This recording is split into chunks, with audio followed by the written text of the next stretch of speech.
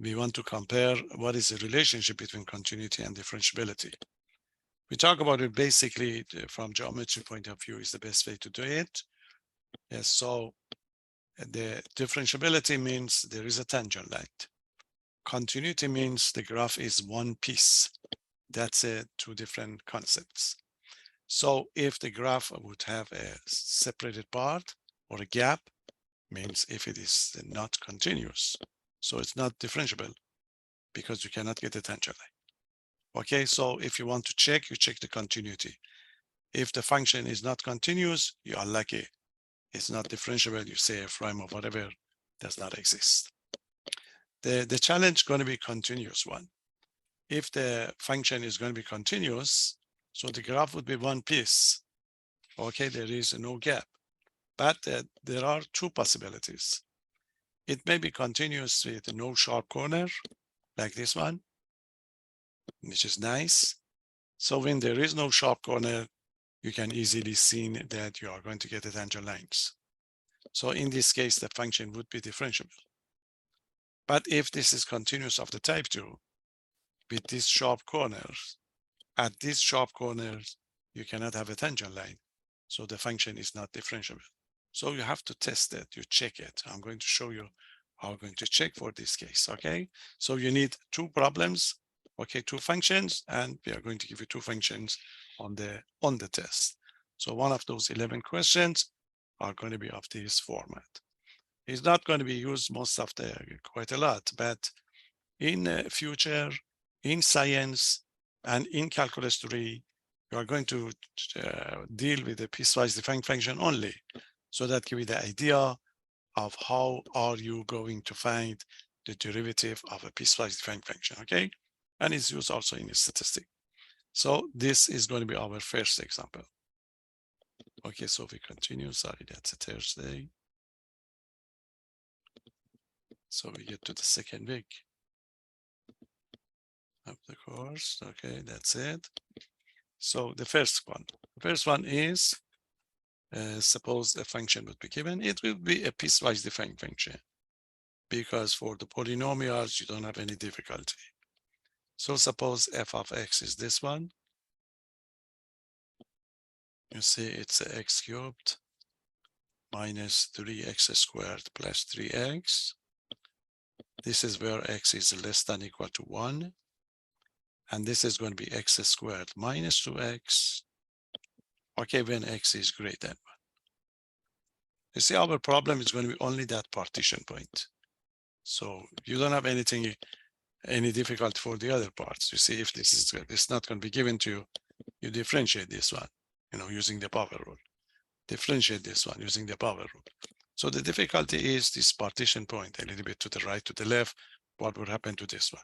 So they ask you two parts, okay? The part one, we want to know what would happen at this partition point. We check the continuity. Is f continuous? Okay, continuous at that partition point. So that would be the first question. The second question is going to be, is this differentiable? So part B would be, is f differentiable? Okay, if this is going to be differentiable at x equal to 1. In this part, then they ask you that if so, means if your answer is positive, give us, find what is f prime of 1. Okay, so that would be the problem that we are going to consider. Okay, and so there you are, the solution. Part 1. Part 1, continuity. We talk about it. If you want to do anything continuity at the partition point, remember, you have to find the right and the left limits. If they are equal to each other, it's continuous. If they are not, then it is discontinuous. Okay, check the limits. So the limit of f of x, okay, when x goes to 1 and negative. 1 negative, you know that x is less than 1, we use the first part. So that give it the limit of x cubed minus 3x squared plus 3x. Okay, when x goes to 1 negative, you substitute, so that give 1 minus 3 plus 3. Okay, so that give you 1. That's the left limit.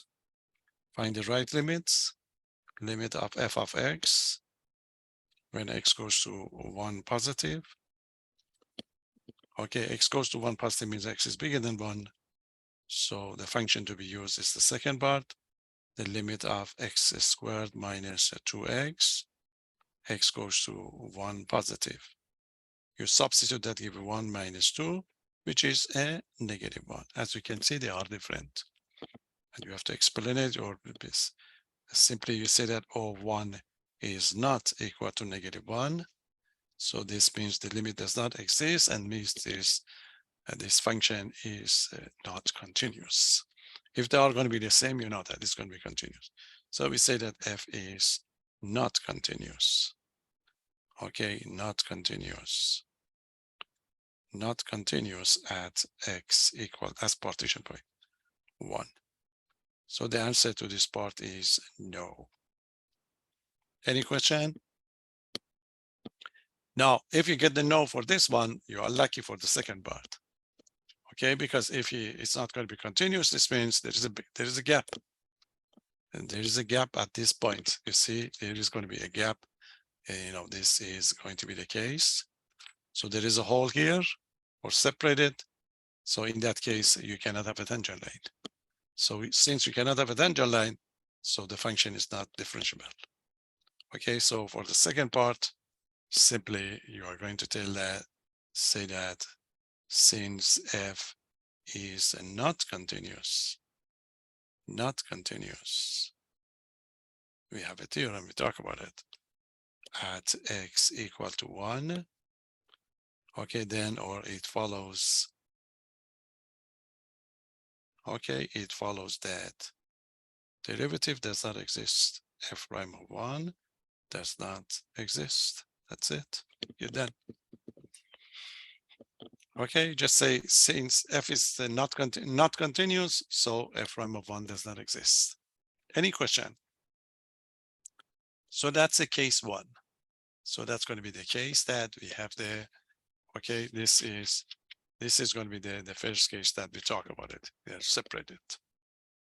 Okay, so that's the case 1. Any question? We need one more. We need the one that, they are going to be continuous, but you have to check whether this is going to be continuous with a sharp corner or just continuous nicely. Okay, so I need to go and give you the second one. There you are. So it's very easy to check. So your challenge is going to be this one, a little bit more work to do. Example, another piecewise dependent function.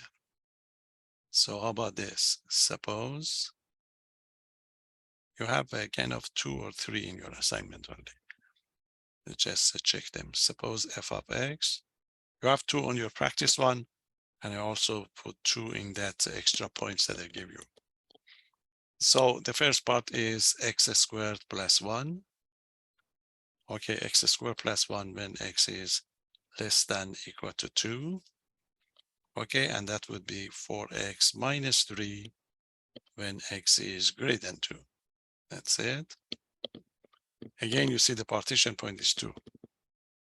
Same question. The first part, they ask you that is f continuous? Okay, is it going to be continuous at x equal to 2? That's the first part. And the second part, again, is it differentiable? Part B is f differentiable. Okay, if this is going to be differentiable at x equal to 2. And of course, they tell you that if so if your answer is positive, so give us, find what is f prime of 2. Okay. Are you ready? Check the continuity.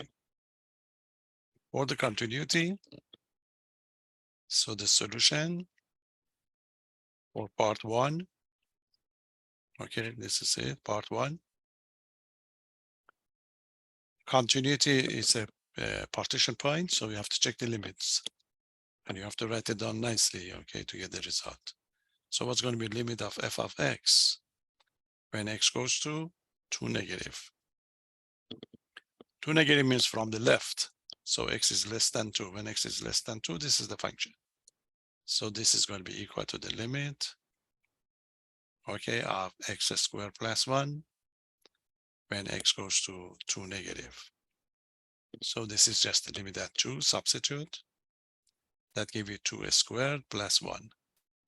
2 squared would be 4, 4 plus 1 would be 5.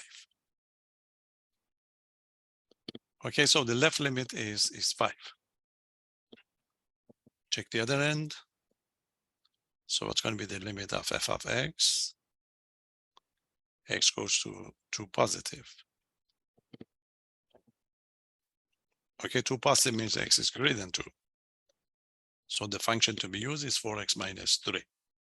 So it's going to be equal to limit of 4x minus 3 when x goes to positive. Now you substitute 4 times 2 minus 3. That gives you 8 minus 3. And the 8 minus 3 is equal to 5. You see 5 is equal to 5. So this means this function is continuous. Because it's already defined at x equal to 2 and the right and left limit equal to each other. This means the limit of this function does exist. So the answer to the first part would be yes. F is continuous. F is continuous. I have a question, Professor. Yes.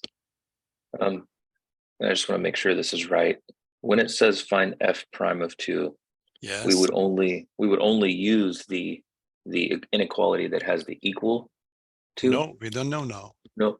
Oh, okay. Okay. No, we haven't got to that. But you say if you want to find f of 2, you use the equality.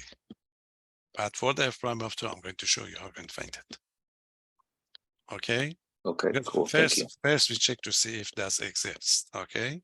If that exists, then I'm going to show you how you can find it. Okay. So the answer to the first part in this case is yes. So you are in trouble. Okay. When the answer is yes, this means you have to continue to find the f prime of 2. But you don't know whether it does exist or does not. Because you see for the part B now, for the part B, you are going to have 2 possibilities. So the question is going to be, is this graph of this type? Okay.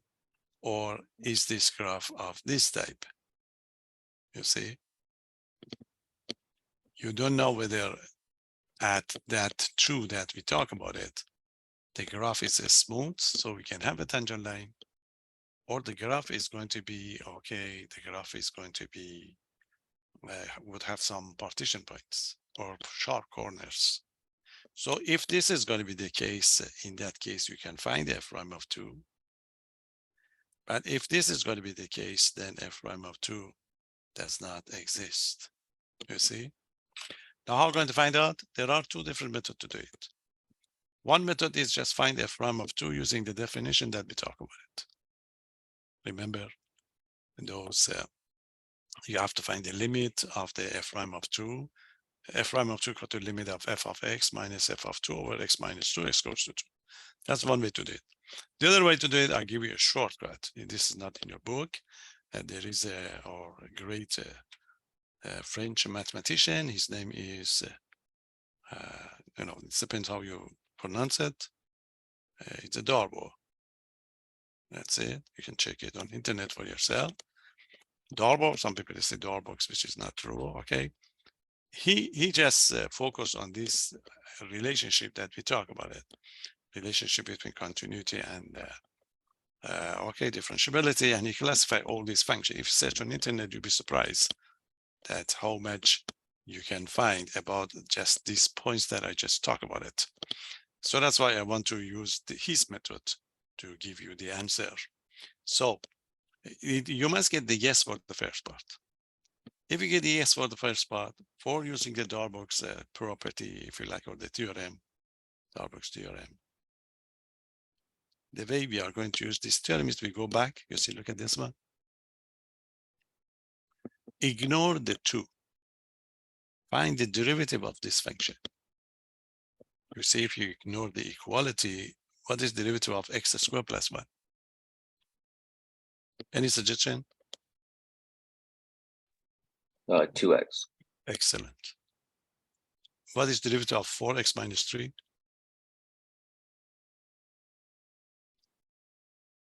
4x minus 3? 4. 4. Excellent, 4. So just do it. Ignore the 2 first, okay? This is exactly how you find the derivative of this function, okay? So what we're going to do is we ignore that, that 2 first. We say that, oh, okay. Note that. Differentiate, ignore the 2. So f prime of x would be equal to, in the first one, as we talk about, it's going to be 2x. Ignore the equality, so it's true for when x is less than 2. Differentiate, the second part would be 4. Ignore the 2 that give x greater than 2. You see, you can do this one all the time. You can do this one all the time. If you drop the 2, you have no difficulty. No. In order to find out whether f prime of 2 does exist or not, just do the same thing that we did to the same part. We call it left derivative and the right derivative at 2. So find the limit of, you see, do the limits again. Limit of f prime of x goes to 2 negative. 2 negative means the first part, okay? Limit of the 2x. X goes to 2 negative. You substitute that, give it 2 times 2, which is equal to 4. Okay, we call it left derivative at 2. Do the same thing to the other part. So the limit of f prime of x goes to 2 positive. The 2 positive, your function is 4. X goes to 2 positive, the limit would be 4. Same thing as you did for the first part. If these two numbers are the same, f prime of 2 does exist, and f prime of 2 is exactly 4. If these two numbers are different, this means you are here. In that case, f prime of 2 does not exist. Okay, very easy method. So find the derivative without 2. Differentiate, it's going to be polynomials. It's the first part, second part. Then find the limit, the right limit and the left limit of this new function. So you just, in fact, you find the right derivative and the left derivative. If they happen to be the same, you see 4 is equal to 4. So that would imply that f prime of 2 is equal to 4. And the function is differentiable. So if you want to be precise, then go back. And if you want to give us the f prime, you put the equality sign here. So in fact, you don't have to, but in fact, you have the derivative of the function. You see, derivative of this function is going to be 2x when x is less than 2, and it's going to be 4 when x is greater than or equal to 2. You see, that is how we're going to do it without using that the limit. This is called the Darboux theorem. It's a great theorem. It will tell you that if the right limit, you see, if you find the f prime, and the limit of f prime when x goes to 2 is equal to 4, that automatically will tell you that f prime of 2 is equal to 4. That's called Darboux theorem. And if you're going to be math major, you will see this theorem. I cannot prove it now for you, but if you are going to be very much interested in later on when we get to chapter 5, there is a great theorem in calculus 1. We call it mean value theorem. Then we can apply it to prove it. But I let you use it, and this is an excuse to introduce this great theorem. It's not in your book, of course. Okay, so that's going to be the challenging part. So if the first part, the answer is yes, differentiate, ignore that equality, differentiate the first part. The second part would be simply these two are going to be polynomials. Then find the limit, not direct substitution. Take the limit, right and the left limit, and the first part, they are all polynomial to substitute. If these two numbers happen to be the same, so this means the first case, f prime of 2 is equal to 4. But if they are going to be different, you get the second part, which is the fact that f prime of 2 does not exist. Most of the people think that the first part would happen all the time. It's not. I can give you an example that it's not going to be the case that the second part, okay, you may get a function that is not going to be differentiable. That is the relationship between continuity and the differentiability. That gives you a better understanding of the concept. Okay, so you'll be fine without this one for the rest of the course. But if if somebody give you a piecewise defined function, and if you want to differentiate this one right away, you see, if you want to differentiate it right away, yes, differentiate the first part and the second part. But you have to test the two at the end. So you differentiate it first, then you find the right and the left limit to see, are you going to carry this equality again, or are you going to drop it? Okay, so that is going to be the case. When it's going to be differentiable, it doesn't matter, you see, even you can put the equality here, because the first part and the second part are going to be the same. Okay, so don't miss it. It's going to be easy question for the test, but some people, they made a mess the way they write it down. So this is the way they write it down. They don't say anything here. They say 5, 5. And, and then they say, no, you have to explain it. It's a great theorem, the Darboux theorem. Okay, so that will tell us how you analyze the result and how we're going to present it in calculus. That's important for us. Okay, any question? So you have one on the practice one, we do it later on. There is one on that extra point that I give you, and I'm sure that it's going to give you, there's going to be one of those 11 questions on the test is this one. Just compare them together. So if the first part happened to be negative, answer is no, you are lucky, because when it's not continuous, you see, when it's not continuous, there is a hole. So you cannot do the same second part. But if the first part is, answer is yes, you are going to be in trouble. I mean, you need more work. So go to the derivative. Find the derivative of the first part. The second part, do the limit again, right, left limits. If they happen to be the same, it's differentiable. F prime of 2 would be that same number. If they are not, the f prime of 2 does not exist. Okay? Any question? So we're done with all sorts of basic properties of the derivative that we are going to have. Now, what we are going to do, there are 2 more rules of differentiation that we would like to talk about it, and that would be on 2.3. Before getting to that part, we need more examples. So we are going to bring the trigonometric functions. Trigonometric functions in calculus are going to be very important. Okay, and they are all going to be source of a different example for us. Okay, so that's why we are going to meet them right now, and you are going to have it in future. Okay, so let's finish this, and then we give you those 2 rules, because our nice examples are going to be trigonometric one. Okay, so what is going to be the derivative of a trig functions? What is the derivative? There are 4 formulas, and you have to memorize it or bring it to the test. Okay, that's it, the derivative of a trig functions. Trigonometric function.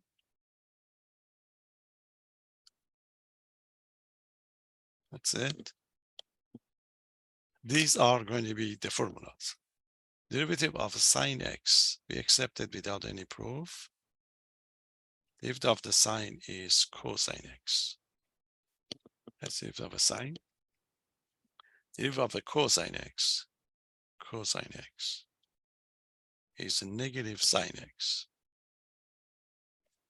Okay, derivative of a tangent of x, tan x is secant square. Secant square of x, and eventually derivative of a secant of x is going to be secant tan, secant x, tangent x. I'm going to use only these four. Okay, I'm not going to, cotangent would be is the same thing, and the cosecant. Okay, but we use the sine, cosine, tangent, and the secant. Okay, so memorize it. If you have any difficulty, just write it down on that one page. Okay, formula sheet that we talk about it, and take it to the test. Okay, getting examples. Find the derivative of each function. Okay, find the derivative. You cannot do much about it. Derivative of each function.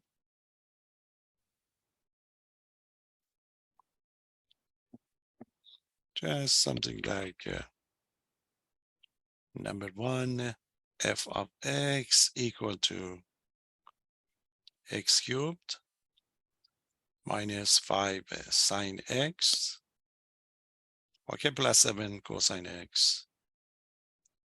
7 cosine x plus 12. There are going to be two groups of, two groups of this differentiation, but we can do only the first group for the time being.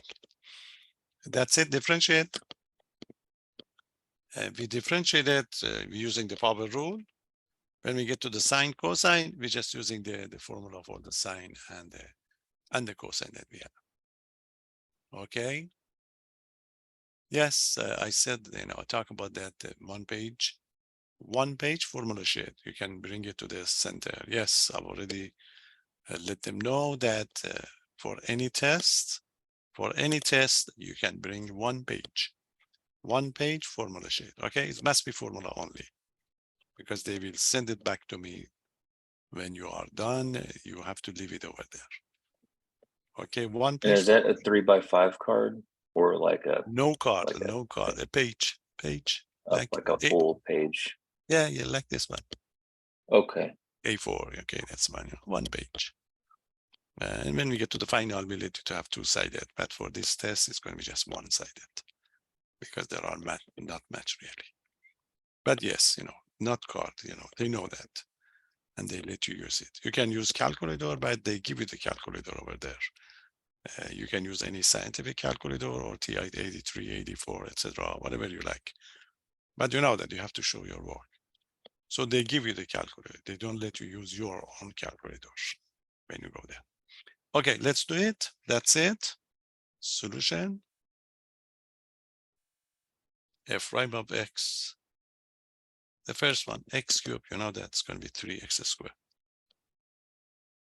Minus 5 times sine, that we keep the 5 times derivative of the sine. 5 times derivative of the sine. Derivative of the sine is cosine. Cosine x. Done. Okay, plus 7 times cosine. 7 times derivative of a cosine. 7 times derivative of a cosine is a negative sign. You have to use parentheses. Negative sine x. And derivative of 12 is 0. But this positive negative, you rewrite it. So f prime of x is going to be equal to the 3x squared minus 5 cosine x minus 7 sine x. And then we're done.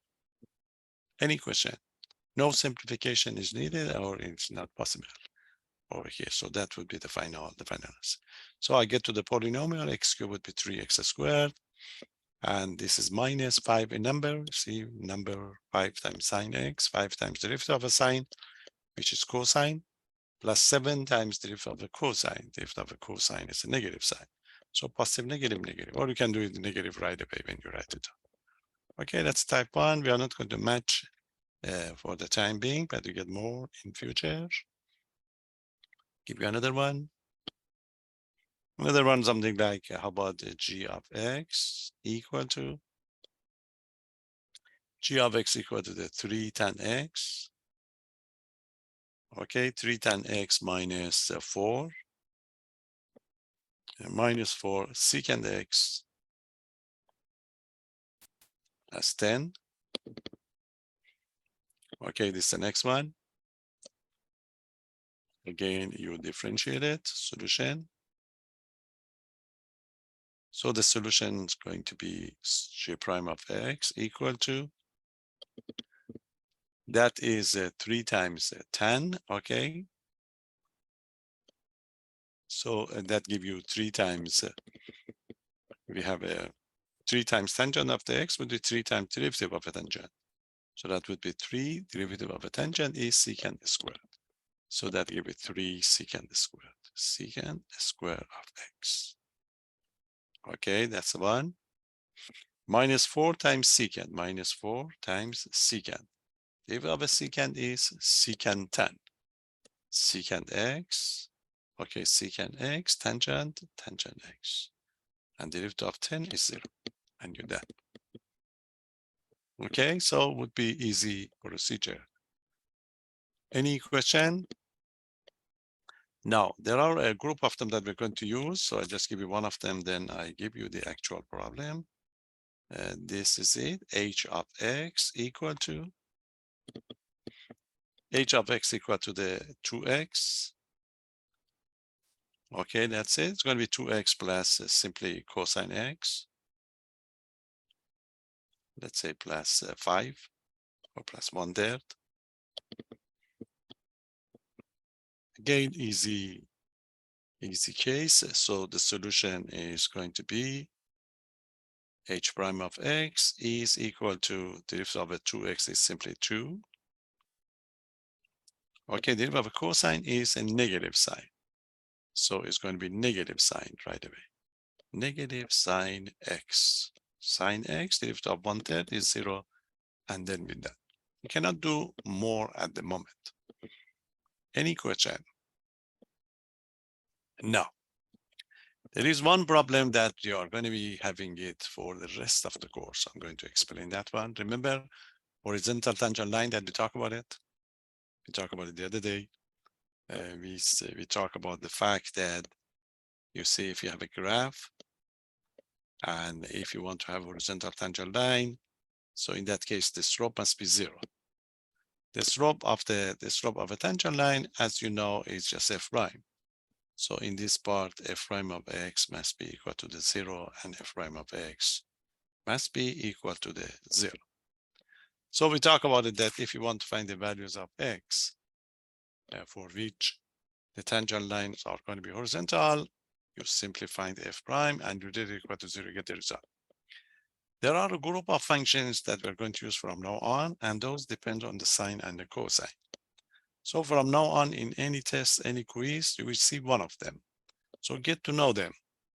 I want to just bring it right, give you the first one on your first test so that you know that they are important and we're going to use it. This problem in different part of the course would have different version, but the solution is going to be the same all the time. Okay, so I'm going to check your, we need a little bit of trig functions, not much. And this is the most that we need. And I want to just check to see if you are familiar. Okay, so there you are. Horizontal tangent line problem for these trigonometric, okay, trigonometric functions. So this example is important. We give you one of them on this test, and we give you one for each test, really. That's going to be the case. So what do we want? We wanted to find,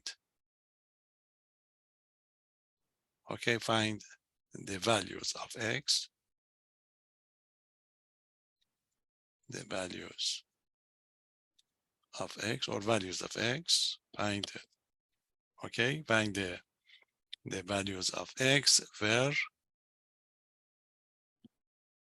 okay, where the tangent line. We did it yesterday for the polynomial, so we do it for the trigonometric function. Find the values of x where the tangent line or lines to the graph. okay, to the graph of this function, of the function, okay, of the function are going to be horizontal. Horizontal. Okay, the function in this part is f of x equal to, okay, and this is going to be the function, f of x equal to the x minus 2. Okay, let's have x equal to the minus 2 sine x. But we are going to restrict it in one period, x between 0 and 2 pi. There are 4 possibilities for this. It can be x plus 2 sine x, x minus 2 cosine, x plus 2 cosine. It can be any number. But we go with the 2 because that would be easier to use, use the table for these trigonometric functions. Okay. So we did this problem for the polynomials, remember? We did it for the polynomials the other day. Now we are going to do it for the trigonometric function. So basically, as we talked about it before, so what you have to do for us is going to be what? You are going to solve, remember? You are going to solve this equation. Solve the equation. Solve the equation f prime of x equal to 0 for x. Okay, remember we talked about it. The tangent lines are going to be horizontal if the slope is going to be equal to the 0. But this is, okay, this is calculus. The slope of a tangent line, the slope of a tangent line simply is going to be the derivative. So derivative must be 0. So differentiated will equal to the 0. Okay, so what's going to be f prime? F prime. Okay, what's your f prime? F prime of x is equal to, you see the derivative of x is 1 minus 2 times the derivative of the sine. Derivative of the sine is cosine, 1 minus 2 cosine. That's a derivative, you see, very easy. Let it equal to 0. F prime is equal to 0. So this is going to be what? This would be 1 minus 2 cosine x equal to 0. Now solve for x, negative 2 cosine x equal to 1. Sorry, is equal to the negative 1. So the cosine x would be negative 1 over negative 2. So the cosine x would be equal to the half. Okay, that's the one. So it's going to be equal to the half. Then you have to find the result for us. You have to find the x, cosine x equal to the 1/2. There are going to be two solutions. You can use your calculator, but you can use also unit circle chart. Have you heard about unit circle chart? Have you used it before? So from now on in this course, we are going to give you the unit circle chart. You see, this is the unit circle. Remember, if you get the unit circle, and this is going to be the case. In the unit circle, the x-axis would represent cosine, and the y-axis would represent sine. Is the one. So what you would like to do, we'd like to get the cosine to be 1/2. Cosine is positive. So one of your solution is going to be here, and one of the solutions will be here. So you must have one solution, one angle here, and one angle here. You know that the cosine x, okay, 1/2. 1/2 is going to be the cosine of what? Cosine of the 60 degrees, which is a pi third. So the first one is going to be pi third. Now this one over here is, you go around the circle is 360.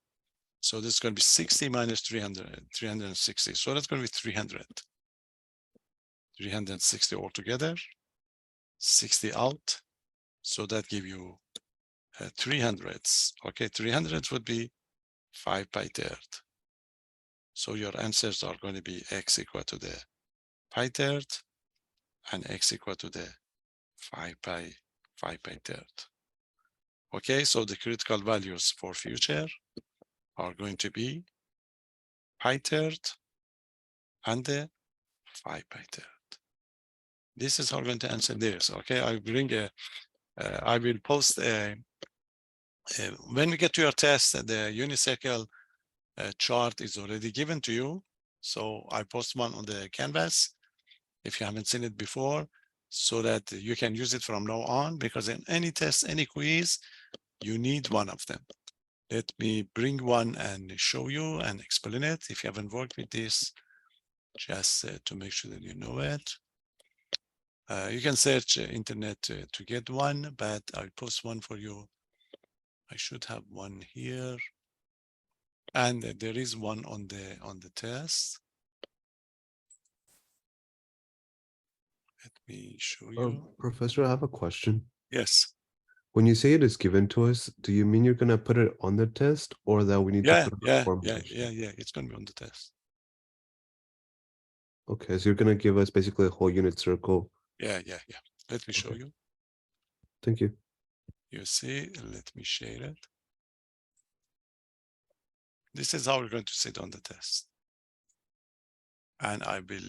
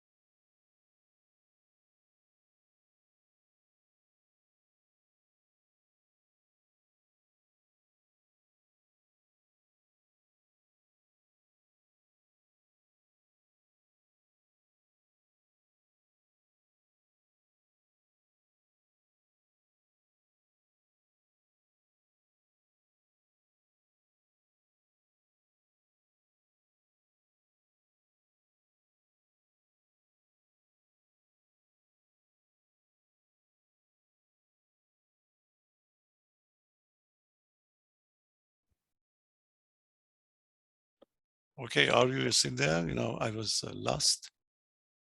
So just coming back. So let's go back and show you that one. There was something happened to the internet. Okay, so let's go to that unit circle chart that I have. I want to share it.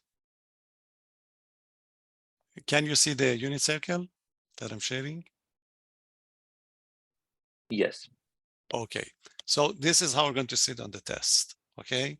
And this is the way we're going to use it. From now on, we give you this page on any test, any quiz, and you can make a copy, keep it for yourself, but it's going to be coming with your test. So this is the way we're going to use it. As I talk about it, on the x-axis, you get the cosine. On the y-axis, you get the sine. So these points that are going to be given to you, you see the first component is cosine. The second one is the sine. So you make a note for yourself. So -1/2 and the radical 3/2, this is cosine and sine. So for example, what we were interested in what cosine x equal to the 1/2. So you just check, you know that one of them is going to be in the first quadrant. And because the cosine is positive, one of them must be in the first quadrant, the other one in the fourth. So check on the first, where can you see the first component to be 1/2? You see the first component is 1/2 here.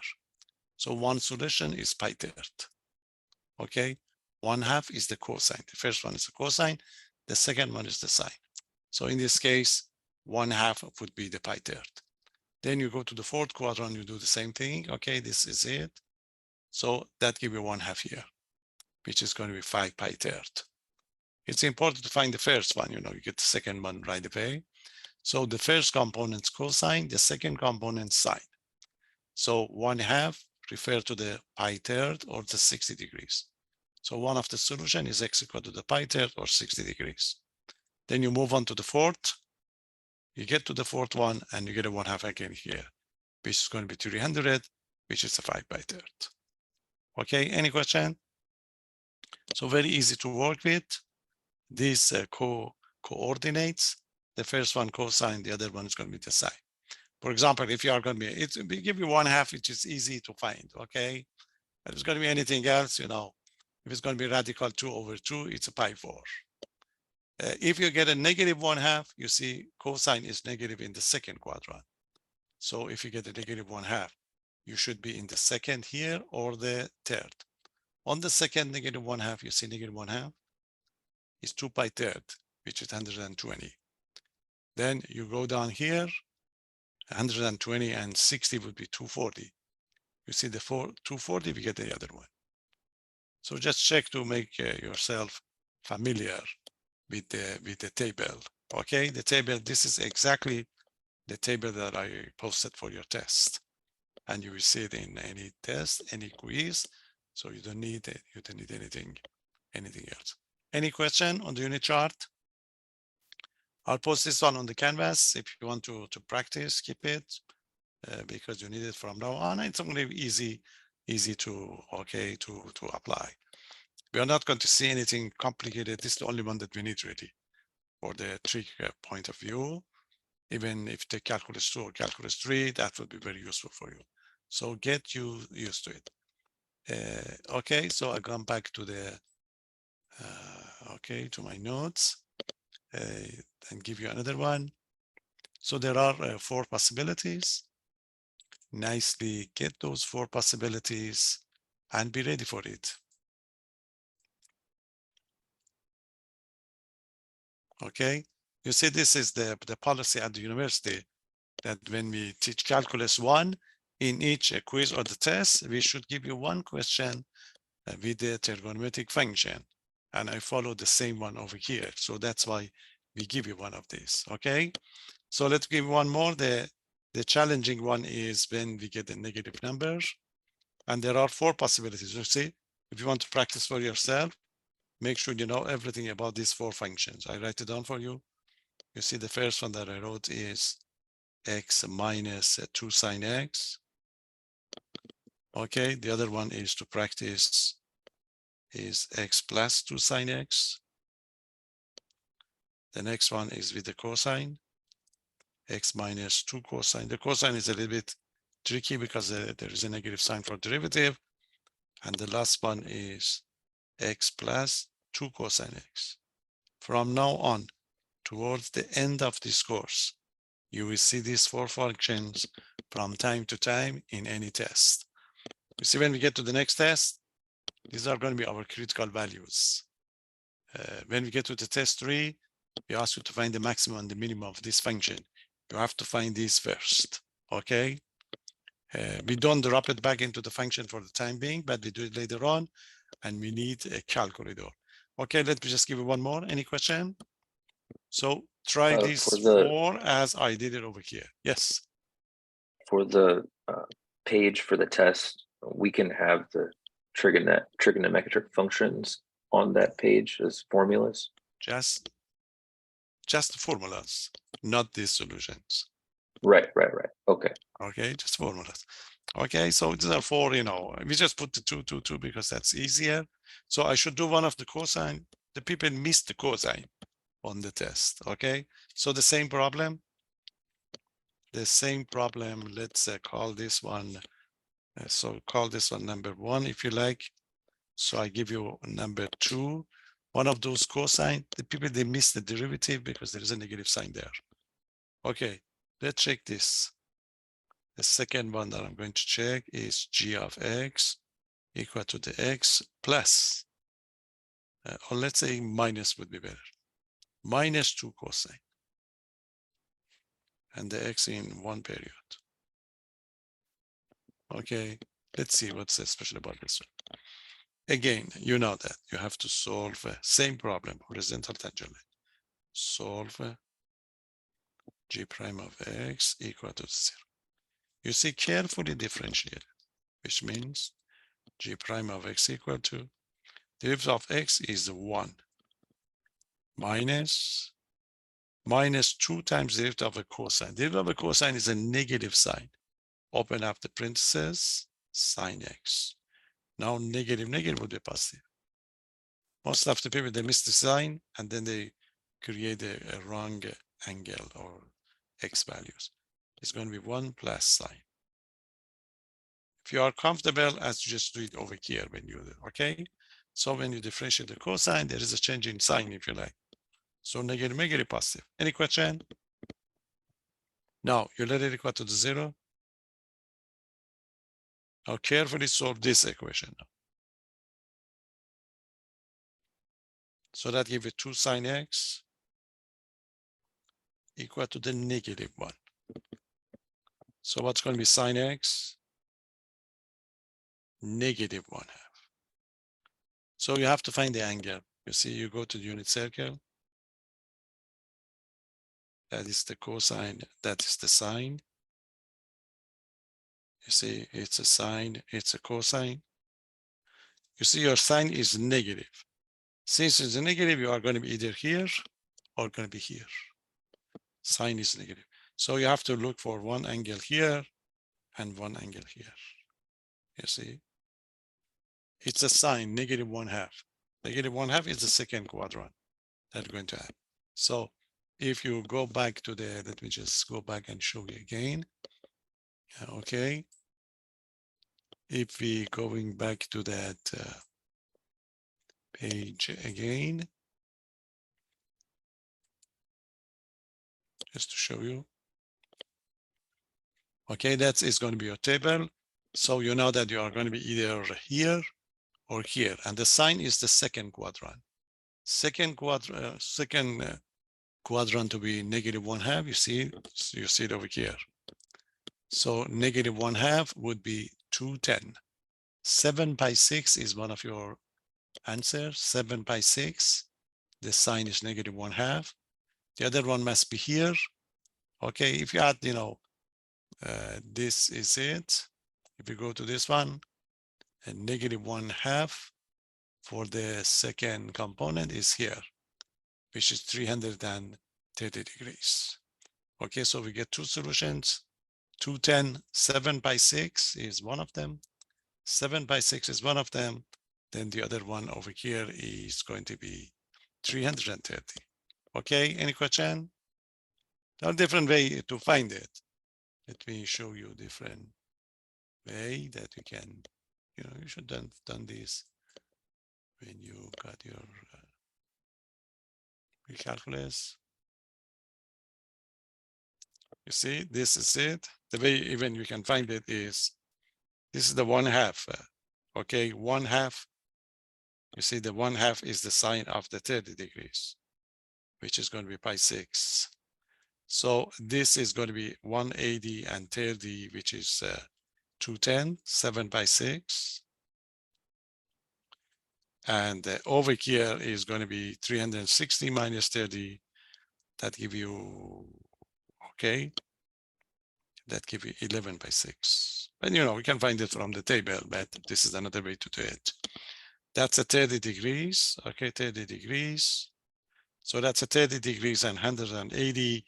That make it to the 210. And this is going to be, all of them are going to be 360 minus 30. So that give you 330 degrees, okay? So just make sure to get the correct one. But from the table, this is going to be the quickest way that we're going to find it. So x is equal to the 7 by 6. And x is equal to the 11 by 6. So the critical values are going to be 7 by 6 and the 11 by 6. And then we're done. Any question? So these 2 points are very important for you. So in future, one of them would give you the maximum, the other one will give you the minimum when we get to the optimization problems in this, in this course. So that's why we practice, so that we are going to be ready for future application. Any question? So get to know it. This is going to be one of the problem on your, okay? We give you horizontal tangent line, one question, 2 parts. The first part is a kind of a polynomial, as we did it the other day. The second part is one of these 4 functions that I gave you right now. So the best way to do it is just check those 4 functions, find these numbers in advance. You see, as I did it, I did 2 here for you. There are 2 more. So check all of them, find the angles, be ready for it. So when you see it on the test, automatically you can write it down. Okay, as I told you, any test, any quiz, one of these functions would be given to you. Any question? So getting to know that we don't need anything else from the trig functions. Okay, don't worry. Nothing else. This is the way you solve the equations. It doesn't matter whether you take calculus 1, 2, 3. These are the functions that we're going to use, and the unit charts are always available in any course that you take. It doesn't matter. You don't have to memorize it, okay, to get these numbers. But make sure that you are able to locate it correctly. Okay, question? Now that 2 more rules of the differentiation, that would be related to the trig function, and then we're done and we can go with the review. Let me give you the rules before the break. Then we practice and then we're done. 2.3. And these 2 rules are famous. Okay, we have, you see, we want to find the 2 functions would be given to you. You want to find the derivative of the product of 2 functions and derivative of the quotient of 2 functions.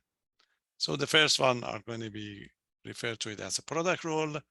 The second one as the quotient rule. Okay, so we express both of them. Then we practice. You get 1 question on this. Okay, this is it. There you are.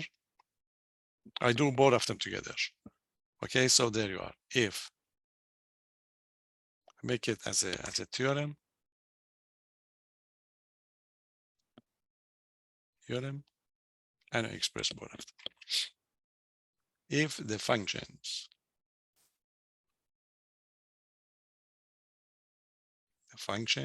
f and g are differentiable,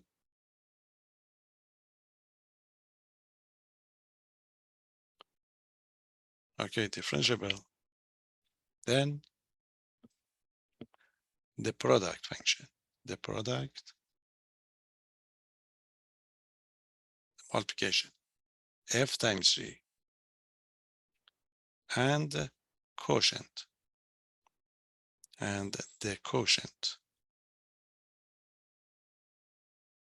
okay, quotient f divided by g are also differentiable. Also differentiable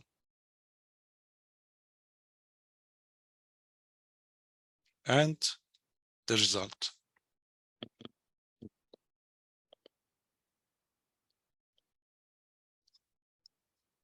The result, the first one, the product rule. Okay, I write down as the first one. Okay, product rule.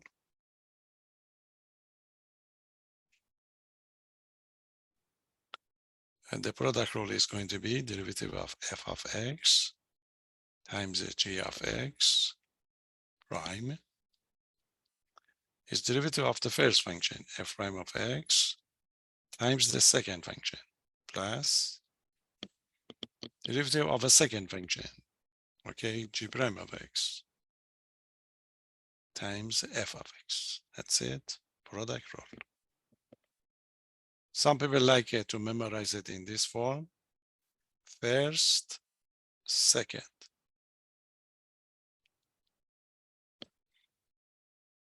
You see the first function times the second function is derivative of the first f prime times the second function plus derivative of a second function times the first. Okay, that's some people like to memorize it in this form. That's a product rule. Quotient rule. Quotient rule. Now derivative of f of x divided by g of x. Derivative is equal to derivative of the top times bottom minus derivative of the bottom times top. Derivative of the top f prime of x times bottom g of x minus derivative of the bottom times top. It's like the product on the top, but this is negative. Divided by the bottom square. G of x all squared. That's it. Again, some people are comfortable to memorize it as, you see, top, bottom. This is the way, they talk about it. Top, bottom. Derivative of the top, bottom is equal to derivative of the top, t prime, times the bottom one, b, minus derivative of the bottom one, b prime, times the top, divided by the bottom squared. You see, that would be the quotient rule. Anytime you use the quotient rule, of course, you have to simplify your result. So anytime you use this one, this is the only one that you simplify. Simplify your answer.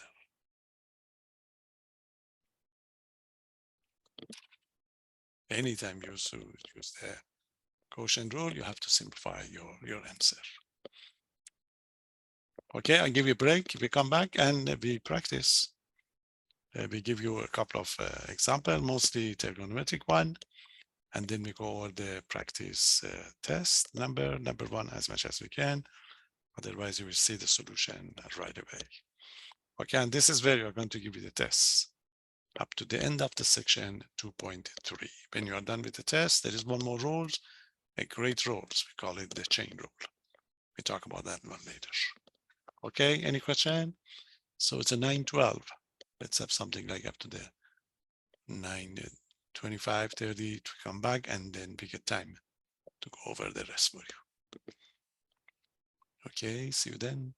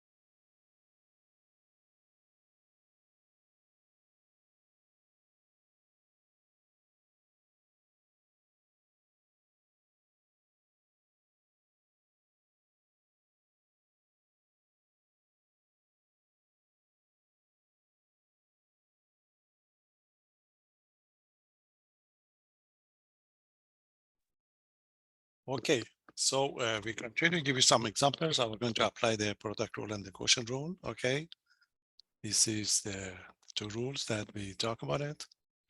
So let's give you a couple of examples first, and you will see one, in your on your test. So, example. We want to find the derivative of each function. Okay, find the derivative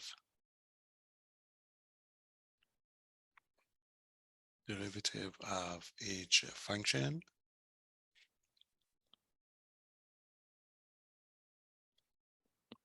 Okay, derivative of each function. So the first one is going to be the product of two functions, f of x equal to f of x equal to the x to the fifth sine x. You see, this is a product of two functions. The first function is x to the fifth, and the second function is sine x. So you realize that you have to use the product rule. See, you can consider this one to be the first function, and this is going to be the second function.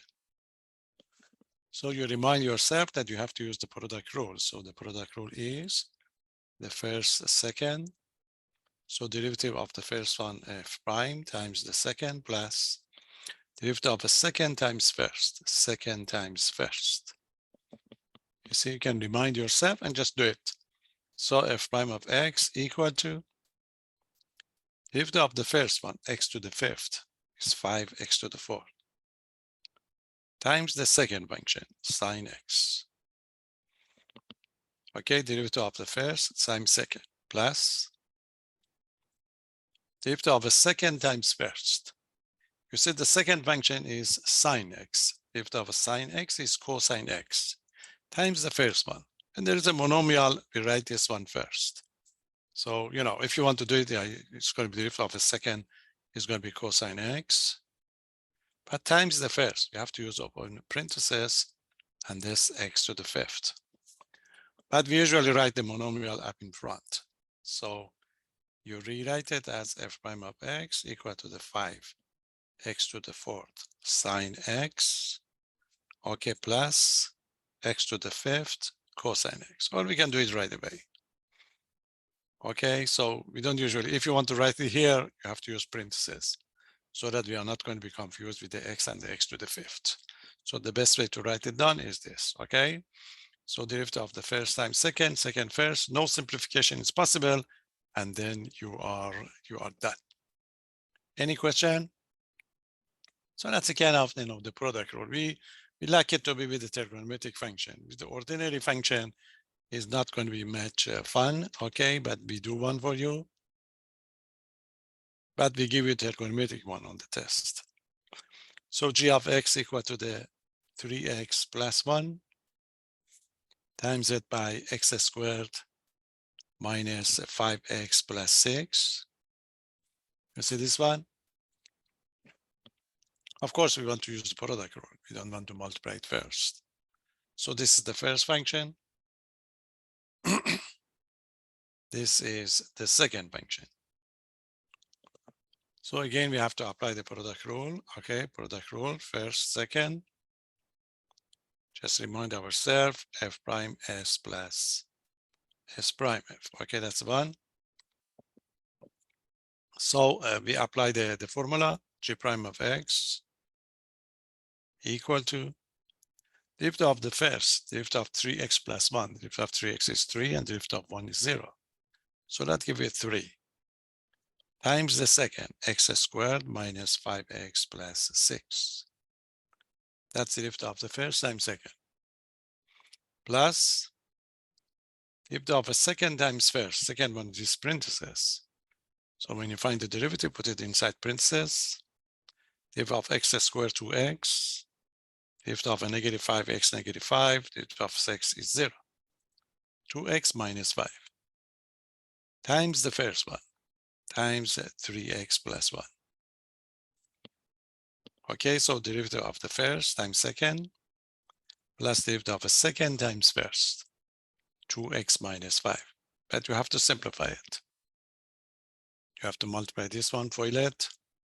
So g prime of x is equal to, that give you 3x squared minus 15x plus 18.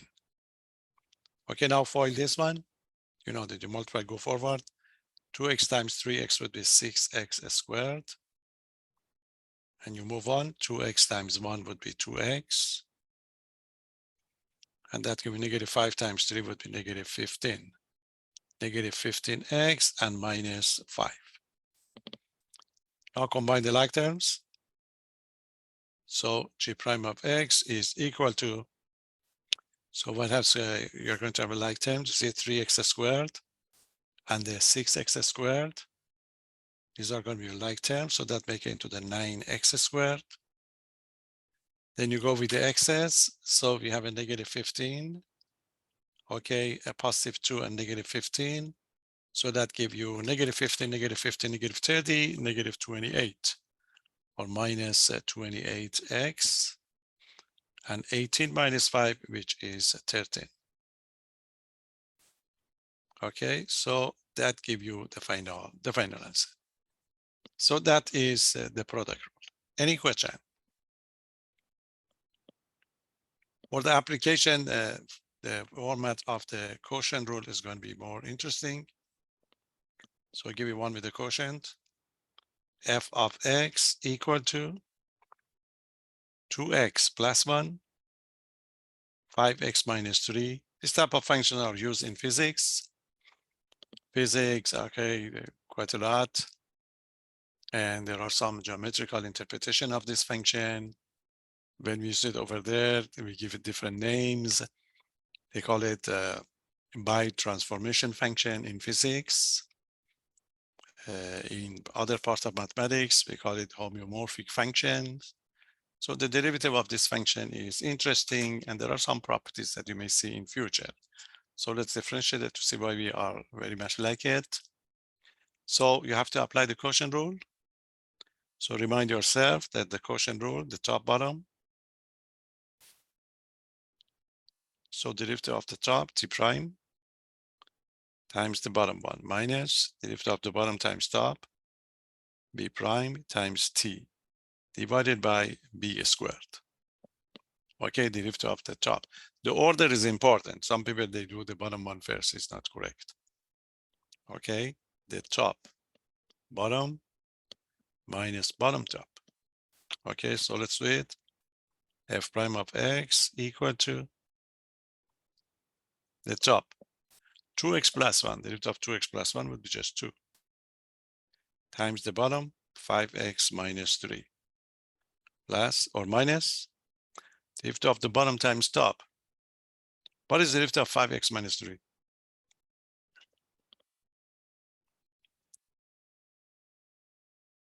The root of 5x minus 3? Anyway, Ahmed? 5. 5, excellent, 5. Just want to make sure you're following. 5 times the top, 2x plus 1, divided by the 5x minus 3, all squared. You're not done. Anytime you use quotient rule in this course, you must simplify it. You must simplify it. Okay, so stay on the top. We are not going to touch the bottom one. Let's stay on the top, simplify. So that gives f prime of x equal to the top multiply, go forward, 2 times 5, 10, 10x, minus 2 times 3, 6. Simplify this one, negative 5 inside, minus 10x. Okay, negative 5 times positive 1, that gives you negative 5. Divided by the 5x minus 3 all squared. Again, simplify the top, combine the like terms. Okay, so f prime of x is going to be equal to 10 and 10 would cancel out. Let's see, these two would cancel out. So we get negative 6, negative 5, it's going to be negative 11. And divided by the 5x minus 3 all squared. So that would be the final answer. The reason that they like it is the bottom one is always a square, which is positive. And the top one would be always a number for this group of problems. So the top is negative. You know that this is like the slope.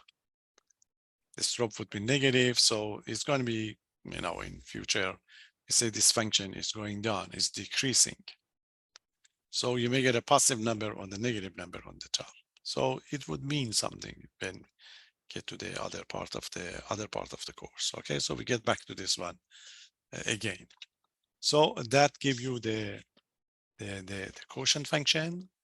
Okay, so now that you have a more interesting, let's give you one more.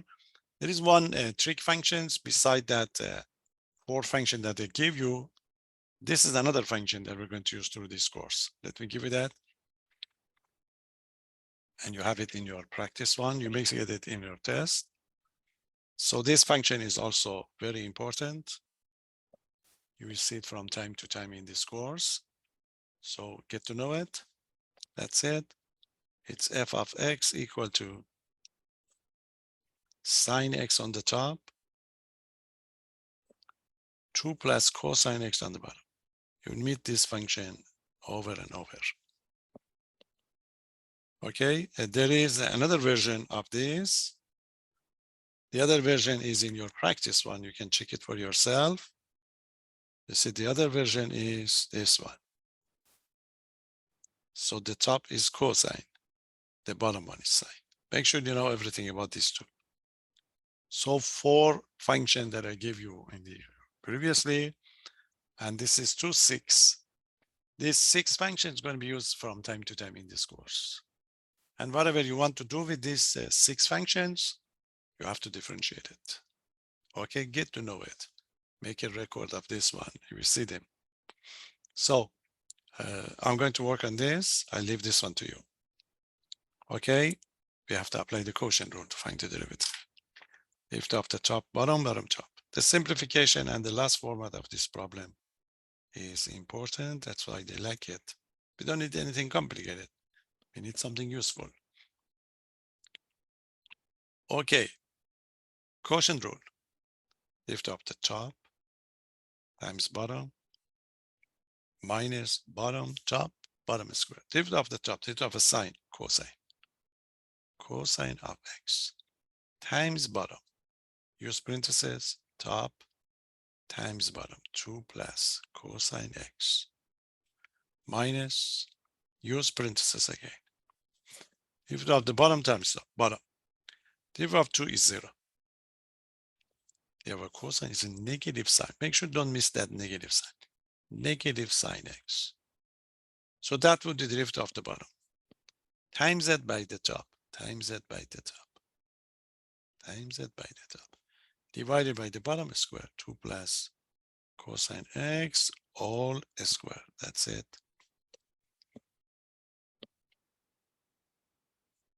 Okay, derivative of the top times bottom minus derivative of the bottom times top. The bottom, you get a negative sign, you put the negative here. Carefully simplify it. You have to simplify the quotient rule all the time. Let's see. Multiply this inside. 2 times cosine would be 2 cosine x. Okay, plus cosine squared. Cosine x times cosine x would be cosine squared. Next, negative, negative, positive. Positive. Sine times sine would be sine squared. Divided by 2 plus cosine x, 2 plus cosine x squared. Any question? Can we simplify it further or more? Any suggestion? Can see from trig on the top. Do you see any popular formula?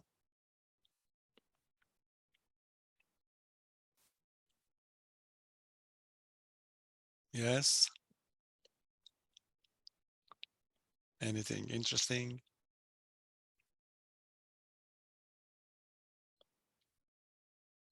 From the trig functions?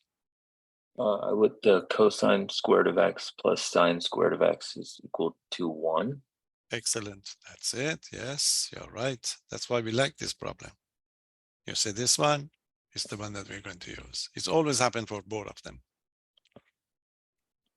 Okay, so we remind you that sine square of x plus cosine square of x is equal to 1.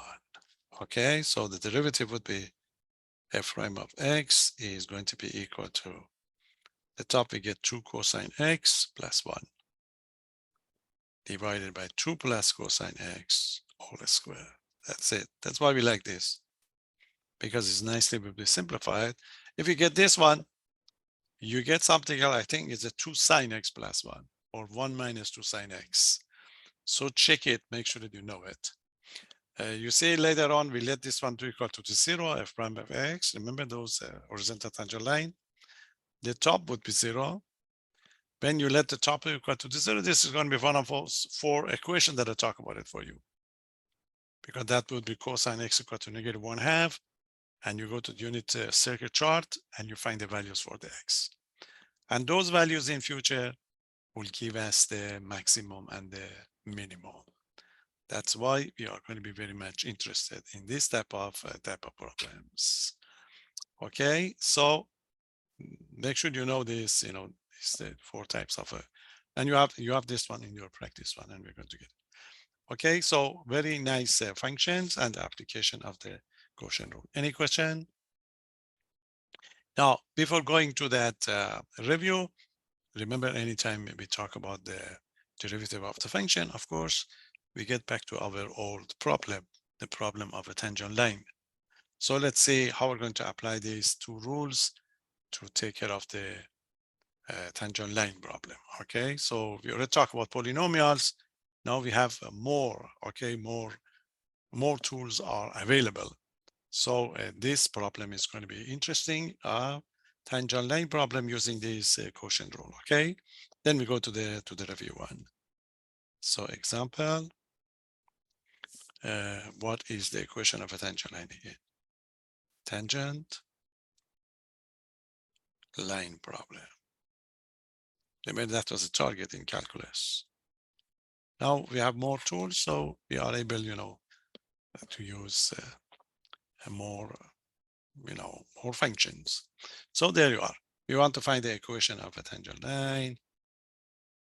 Find the equation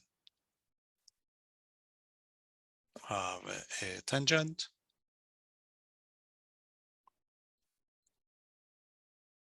Equation of a tangent line to the graph.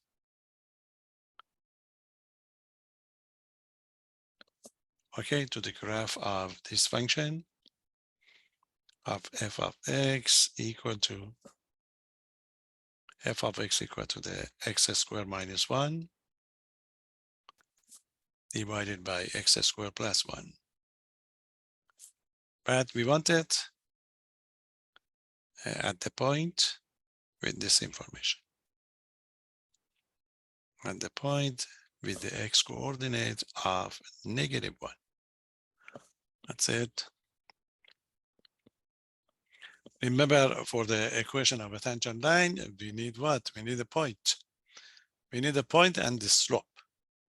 Point, x is given to you. Drop it back into the function that give you the point. The slope, derivative.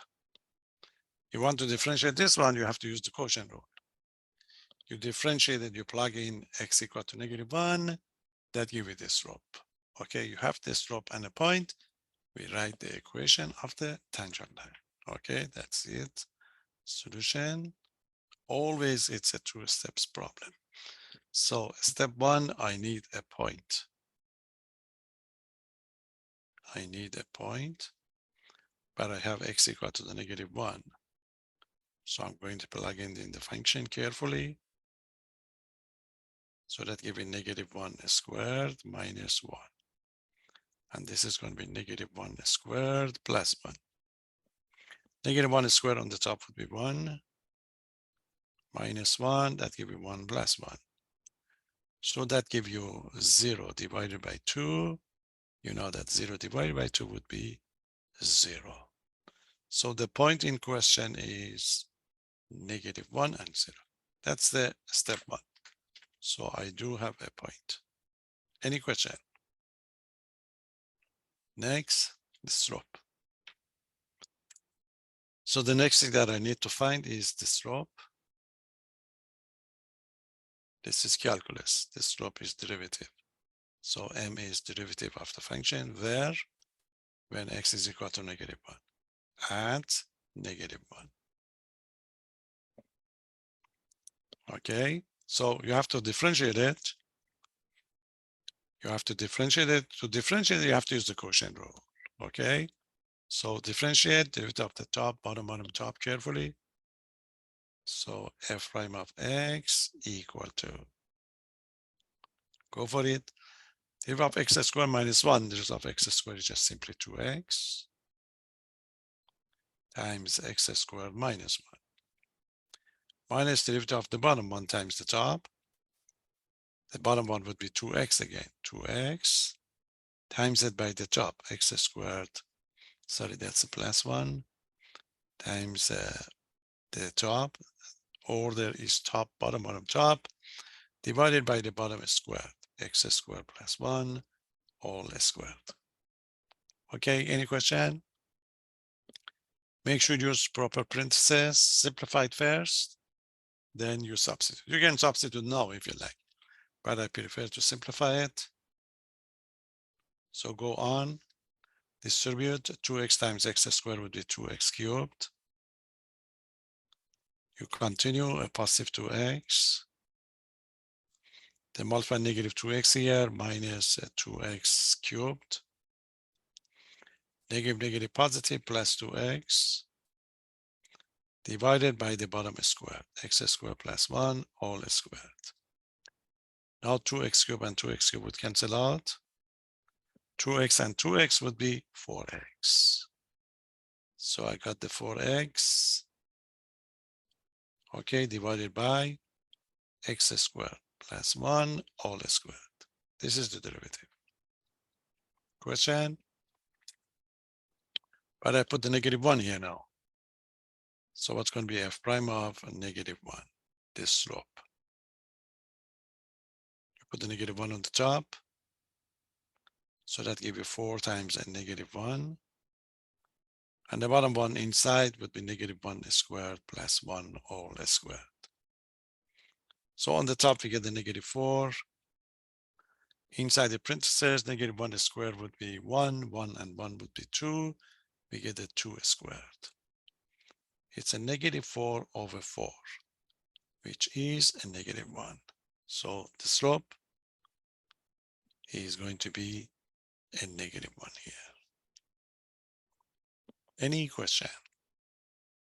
So whatever you do in calculus, at the end of the day, you should be able to apply it for the problem of a tangent line, which is going to be, something else in future, depends on the application that, you are going to have. Okay, so let's go and find the equation of a tangent line, then be done. Any question? So be careful. Okay, the slope -1, p of -1 and 0. So this is what I have. I repeat my point. So the p is a -1 and 0, and the slope is -1. Okay, so we go for it. Y minus y1 equal to the m times x minus x1. So y minus x1, y minus y1, which is 0, and the m of a -1 times x minus -1. So that gives you y. You distribute, you simplify this first. So they give x plus 1. So y would be -x minus 1. So this is going to be the equation of the tangent line. So that is the equation, okay, of the tangent line. Tangent line, and we're done. Okay, so one problem of a tangent line would be given to you on the test. It's either a polynomial or a rational function. Okay, one of these two will be given.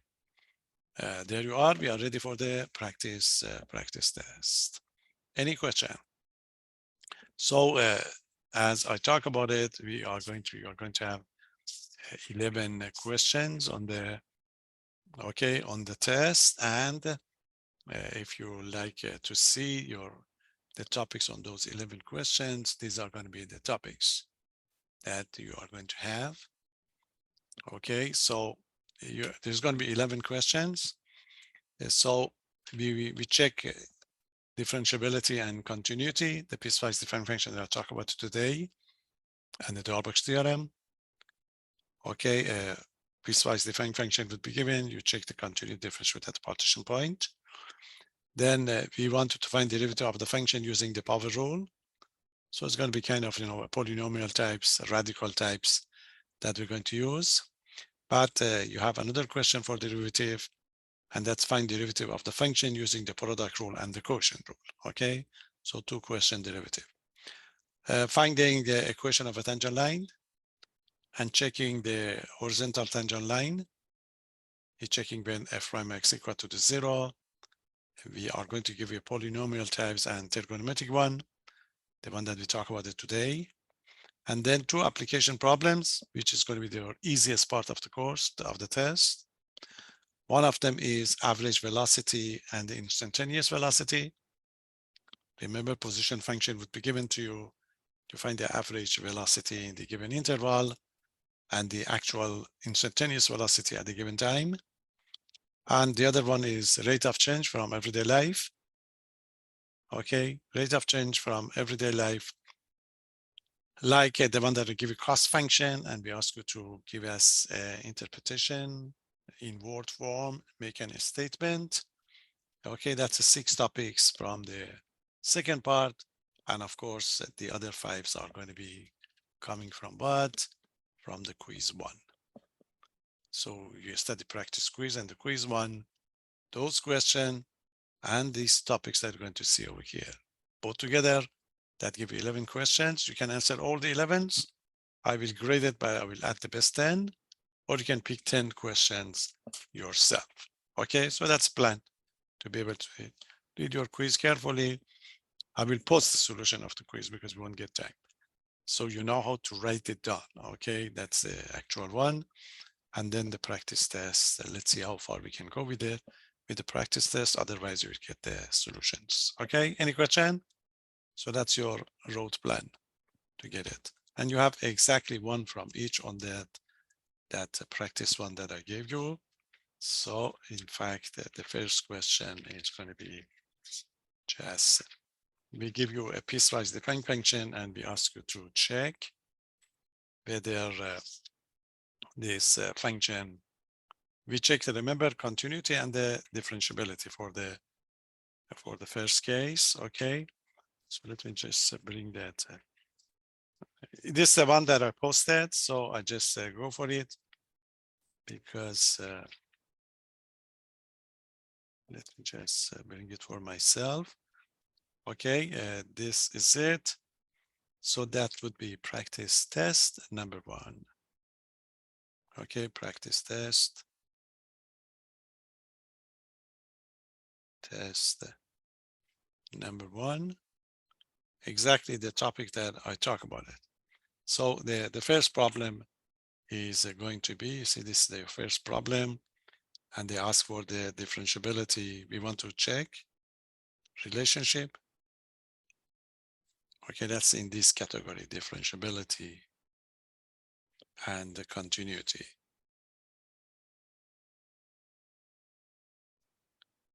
Okay, so it's going to be 2 parts. So the part 1, you have this function. The function is f of x is equal to, I just check to make sure this is the same one that I posted. So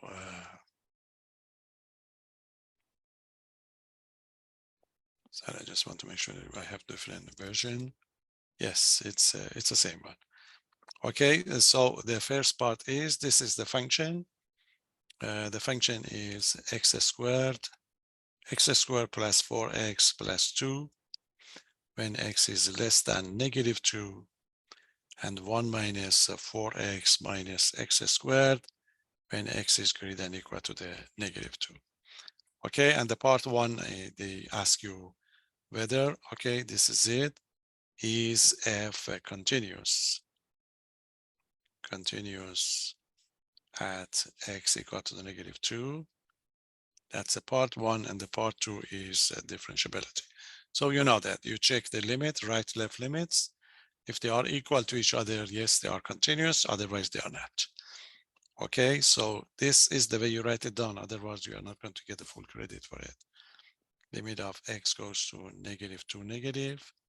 X goes to -2 negative means x is less than -2. So we use the first part as your function. Okay, so that gives you x squared plus 4x plus 2 when x goes to -2 negative. Directly substitute, so it's going to be -2 squared plus 4 times -2 plus 2. -2 squared would be 4 minus 8 plus 2. So the result would be -2. Okay, that's the left limits. Question? Check the other end, and this is the way you write it down. The limit of f of x, x goes to -2 positive. -2 positive means the right direction. X is greater than -2, so the function to be used is this one. So you have to find the limit of x goes to -2 positive. The function is 1 minus 4x minus x squared. Directly substitute the -2. 4 times -2 minus -2 squared. So it's going to be 1, -4 times -2 would be +4. And that would be a +4, but there's a negative here. Sorry, that's going to be +8. That is 8. Okay, 1 plus 8. 1 plus 8, and this is going to be minus 4. So that gives you 5. So the left limits and the right limits are different. Means there is a gap at the -2. Okay, so f is not continuous. F is not continuous. Not continuous at the partition at x equal to the -2. So the answer to this part is no. Any question? So this means there is a gap between these two, the function at a -2, and you know the answer to the second part. In the second part now, they ask if it is differentiable. Is f differentiable? Okay, differentiable at x equal to the -2, and you know that the answer is no. Because in the first part, it is not continuous. Remember, when it's not continuous, your function is, there is a hole here.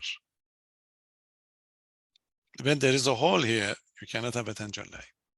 Okay, so if the first part is no, you just simply say that f is not continuous. F is not continuous at x equal to the -2. And so f prime of -2 does not exist. That is the type 1 of these problems. Any question?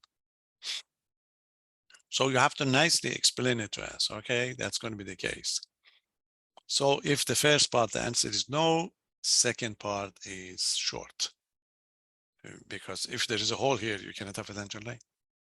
So the problem is going to be done. Any question? That's type 1 of the function. So true would be given to you. So that's what's part 1. So we get to the part 2. Are you ready for the part 2? The part 2, the function is this one. F of x equal to x squared plus 1 when x is less than equal to 1. Okay. And the function is 2x when x is greater than 1. So we have the same question on the partition point. The partition point is 1. So again, they ask this question that is f continuous. Okay, if it is continuous at x equal to 1. Check the right and left limit again. Limit of f of x when x goes to 1 negative. Okay, 1 negative means x is less than 1, so it's going to be limit of x squared plus 1, x goes to 1 negative, substitute. The number is 1. 1 plus 1 equal to 2. Okay, so the left limit is 2. Question? Check the right limit. So the limit of f of x goes to 1 positive. 1 positive, your function is 2x, so it's going to be limit of 2x. Okay, x goes to 1 positive, so directly substitute, so that give you 2. So as you can see, 2 is equal to 2. So 2 is equal to 2, this means yes, it's continuous. Okay, so the answer would be yes, f is continuous. Okay, f, I put it here, f is continuous.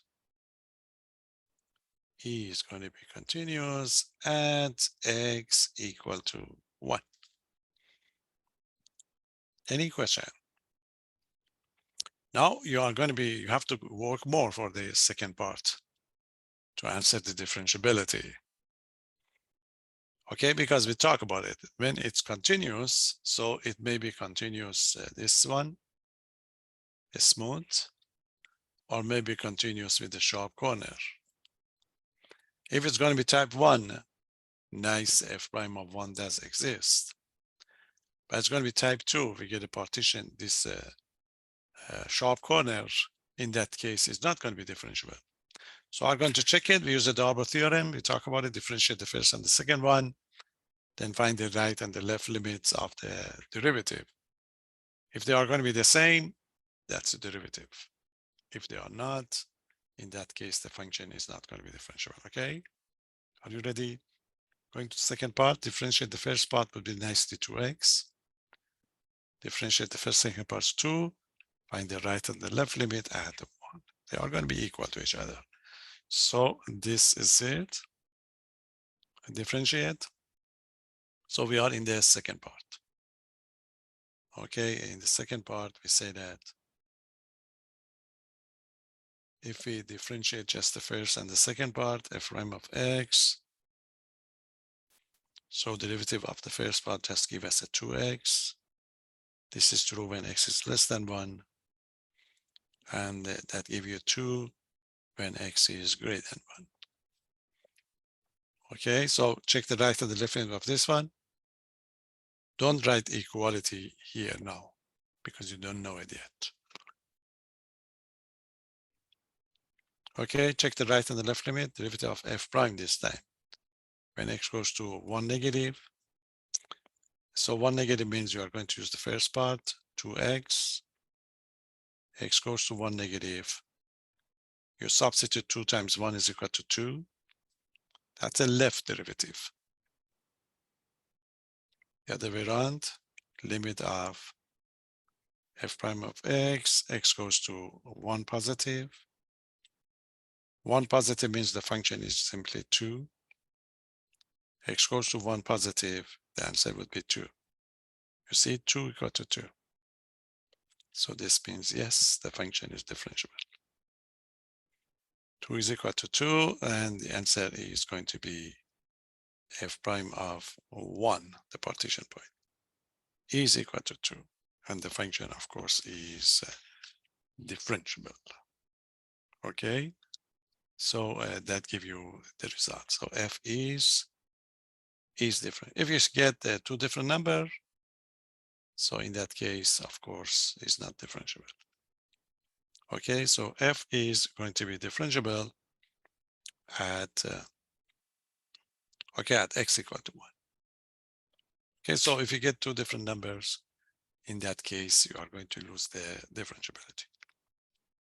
Okay, so there is a case that they are going to be different. Okay, you want to check for yourself. It's not on your practice one, but you can check it. No, it's going to be different.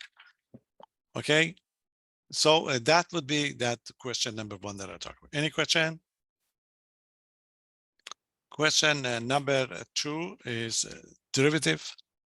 Okay, so this is going to be question number two. We have two different derivative. The first one, we're just using the power rule. Okay, one question. The other one, the one that you're going to use the quotient rule and the product rule. So you start with this is question number two. Find the derivative of each function. The derivative, okay, of each function. This is the first part. You're just using the power rule. We'll just review a couple of parts. Part one, for example, the function is f of x equal to 6x cubed plus 5 over x squared plus 7x minus 1. You see, we talk about it in this case. If there is any radical, you change it. If there is any quotient, you move it up. You're just using the power rule. There is no product rule, quotient rule for this group. Okay. So this is going to be the solution. We have to rewrite it first. So rewrite it, f of x equal to 6x cubed plus 5x to the negative 2 plus 7x minus 1. So I did rewrite it. Now differentiate. F prime of x equal to exponent times coefficient. You see, 3 times 6, 18. 1 down, x squared. Okay, next. Negative 2 times 5, negative 10. X to the 1 down, negative 2 minus 1, negative 3. Plus 1 times 7, 7. 1 down, x would disappear. Negative 1, derivative is 0. And you're done. Any question? So just take care of those radicals and the quotients. The rest are going to be straightforward. Okay, that is the part one. So they're all the same. Part B. Part B, you have a g of x equal to the 4 radical x, okay, plus 4 over x to the 5th, plus 1. Again, you see the radical, you have to change it. You see x to the 5th on the denominator, you have to move it up. So you need to rewrite it, g of x equal to 4x to the half plus 4x to the negative 5 plus 1.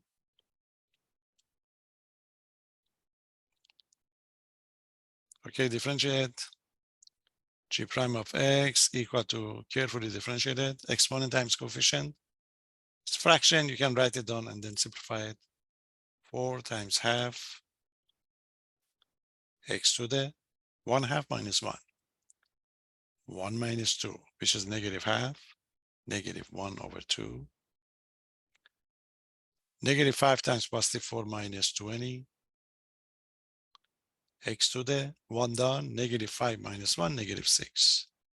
And derivative of 1 is 0. Just simplify these. Okay, so 4 and a 2. So the final answer would be g prime of x is equal to 2x to the negative half minus 20 x to the negative 6, and then you're done. You don't have to change those negative into the positive. We accept that. Question? So as you can see, these are all power rules involved that we're going to use. You may have one with the trig functions. That is part C. We give you one problem, two parts. So this is it. H of x equal to x cubed minus 5 sine x, okay, plus 7 secant x.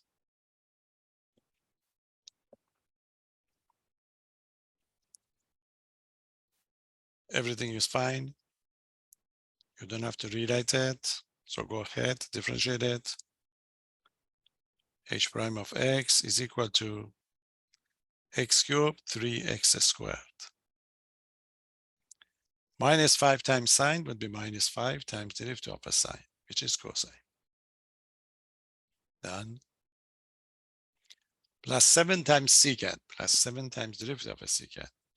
Derivative of a secant is secant tan, secant x, tangent x. And then you're done. See, at this level, the derivatives are not going to be complicated. Question? So the part C. The most involved one is part D. Check this one. You have a similar one in your that extra point one that I gave you. Just do it. So let's see what is special about this one. F of x equal to 5 cube root of x squared. Okay, plus 3 over radical x. That's it. As you can see, you have lots of radicals, so you have to change it first. And you got to be careful. Okay, are you ready? Rewrite it. F of x equal to the 5x to the, remember the radicals, 2/3. 2/3 plus 3x to the, you see when it's done, the denominator would be x to the 1/2. But you have to move it up. So x to the negative 1/2. Just make sure don't miss that negative sign. Some people, they miss this negative sign. Okay, so for the first radical is a 5x to the positive 2/3. For the second one, it's a 3x to the negative 1/2. Because we do the radical down the denominator, make it to the 1/2, you move it up, okay? Now differentiate it. Power rule. Exponent times coefficient, 5 times 2/3. X to the 1 down. It's a 2 minus 3, 2/3 minus 1. 2 minus 3 would be negative 1, negative 1/3. Okay, plus 3 times negative 1/2 down, x to the 1 down. Negative 1/2 minus 1 is like negative 1 minus 2. That gives you negative 3, negative 3/2. Okay, it's easy, shortcut. You see that negative sign consider on the top. Negative 1 minus 2, negative 3/2. So you have to simplify these numbers. You cannot simplify it, but you must just multiply it. F prime of x equal to 5 times 2, 10/3. X to the negative 1/3. And over here, positive negative would be negative 3/2. X to the negative 3/2. So that gives you the final answer. Okay, any question? So that's the first category, if you like, of the derivative of the function. We give you 2 questions on the derivative of the function. The second one is the one that you have to use the product rule and the quotient rule. Okay, so that was the first one. So you are going to be given 2. So and this is question number 7 on the practice one. Okay, number 7. So to get the differentiation done. Okay, in this case, we are not going to tell you, in your book, they say, apply the quotient rule and the product rule, but you see it, you find out yourself. So find the derivative of each function again. So 2 questions, find the derivative Okay, derivative of each function. Okay, derivative of each function. They are going to be there like the one that I did for you. Just repeat it, really nothing new. I just quickly give you, see the first one is f of x equal to 5x plus 1 divided by 3x plus 2. Just quotient rule, top, bottom, bottom, top. You see, top, bottom. Is going to be the derivative of the top t prime times the bottom one minus the bottom one b prime times the top divided by the b squared. So let's operate carefully and you have to simplify it. F prime of x equal to top bottom, derivative of the top 5 times the bottom, use parentheses carefully, minus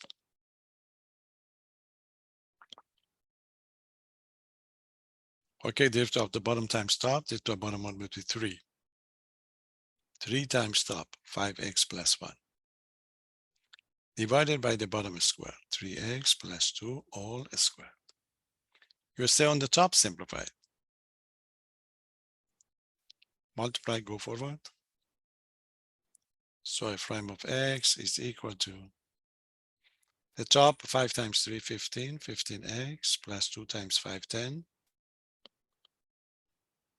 Multiply minus 15x. Make sure you apply this negative sign again so that you will minus 3. And that would be 3x plus 2 all squared. You have to simplify, remember. These two would cancel out. 10 minus 3 would be 7. So that gives us 7 on the top, 3x plus 2 all squared. So that would be derivative of the function. Okay, 7 over 3x plus 2 all squared. So that would be derivative of the function. Okay, that's application of a quotient we're going to use. Question? So this is the type 1 for the quotient. For the product, it's going to be trigonometric one. It's going to be a power of x times either sine, cosine, secant, or tangent. One of these. This is the type that we are going to use, in calculus 2. So that's why I will be interested in this form. Okay, so the second one is this. Okay, it's x cubed times secant. So we're going to be interested in this type. Okay, nothing complicated. Okay, so you may have x cubed sine x, cosine x, secant x, tangent x. So practice for all of them. It's a product of two functions. You see, this is the first function. And this is the second function. I just remind you that you have to apply the product rule. Derivative of the first, f prime, times the second, plus derivative of the second times first. Second times first. Okay, carefully apply. F prime of x equal to derivative of the first, 3x squared, times the second one, times the second one. That's it. Second first. Derivative of a second one would be derivative of a secant, would be secant tan times first. We talk about it. We put the monomials up in front. So we keep this one x cubed. Derivative of a secant is secant of x, tangent of x. And then you're done. See, this is the way we're going to operate. Easy form. No chance for simplification, and then you're done. Okay, any question? So that's going to be the most that we can have. Part C is the one that I did a similar one. I give you two, remember? This is cosine times. And the bottom one is 2 minus sine. The one I did for you was sine cosine. Remember I gave you, I told you there are two. So quotient rule carefully. Some people, they miss a sign when they do this one. Okay, so it's going to be top, bottom minus bottom top. Let's do it so that you have all the collections of this group. G prime is equal to, lift up the top, lift up the cosine is the negative sign. Use parentheses in this problem. Times the bottom, 2 minus sine x. Minus bottom top. Derivative of 2 is 0. Derivative of a sine is cosine. So parentheses minus cosine x times cosine divided by the bottom squared. This is the way you write it down. Otherwise, you lose the sign if you don't use the parentheses. Any question? You see the derivative of the top. The of a cosine is a negative sign times the bottom minus the derivative of the bottom times top. Derivative of 2 is 0 minus the derivative of a sine. The of a sine is cosine, so it's a negative cosine x times the top. So carefully continue, simplify the top, multiply inside, so that give you negative 2 sine x. Negative, negative would be positive, plus sine squared. Okay, and over here, negative, negative, positive. That give you cosine squared. Divide by 2 minus sine x squared, you see? Exactly like the one that we did, but this time this would be 1. So the final answer, as I told you, G prime is, this time you get negative 2 sine. In the one that I did, you get the cosine, but that give you a sine. So both of them are going to be of our interest for future to get this true.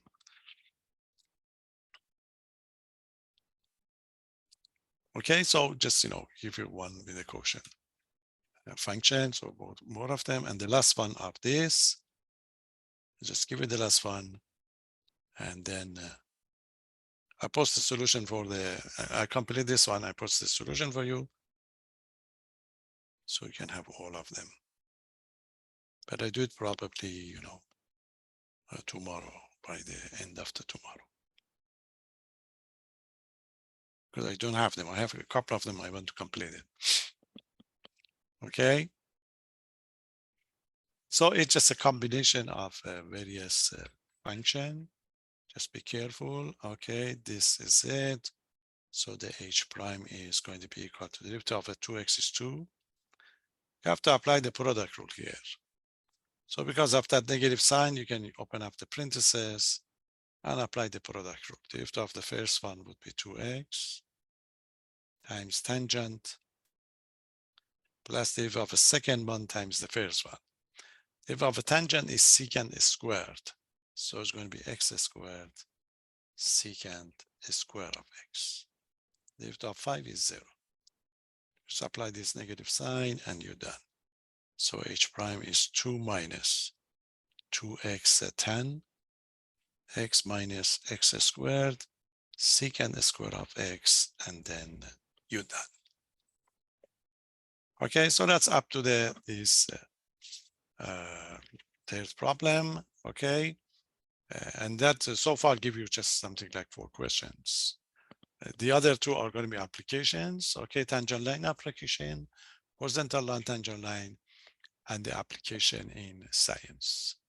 I complete those solutions and then I post it for you, so you can study all of them.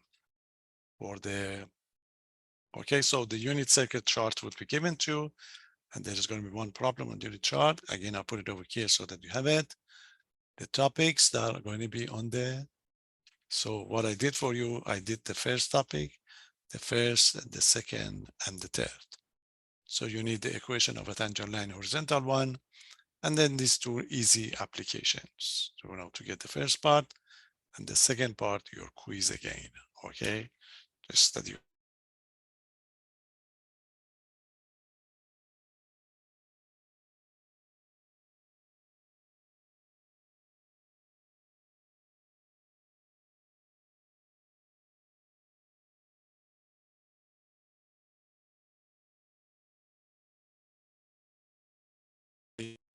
final on the last two of the finals, which is going to be Wednesday and Thursday of that week. We are not going to have any classes, so you can prepare for your final and just get the final.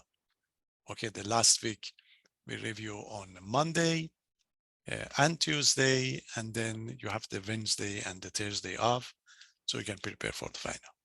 Okay, you should get 100% on this test really. So that could be a good source, if you like, to keep it for the rest of the course. I post the problem. If you have any question, you just let me know. Okay, have a good one and take care. Bye-bye. Thank you.